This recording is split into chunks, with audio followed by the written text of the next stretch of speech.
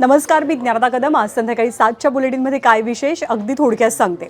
बहुप्रतीक्षित अशा 29 महानगरपालिकांच्या निवडणुकांची अखेर घोषणा झालेली आहे. त्याचं संपूर्ण वेळापत्रक आपल्याला संध्याकाळी 7 वाजता जाणून घ्यायचंच आहे.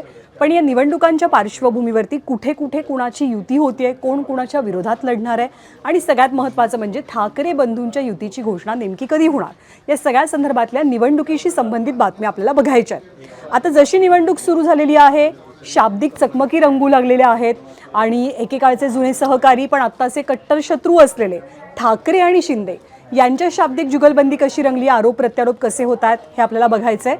आणखी एक इंटरेस्टिंग गोष्ट म्हणजे जेव्हा प्रचार सुरू असतो तेव्हा एकमेकांना वेगवेगळ्या नावांनी हे सगळे नेते संबोधत असतात. तर अशीच एक वेगळी राजकीय डिक्शनरी एक प्रकारे अस्तित्वात आल्याचं चित्र आपल्या राज्यामध्ये या सगळ्या टीकांच्या माध्यमातून आपल्याला बघायला मिळतं आहे.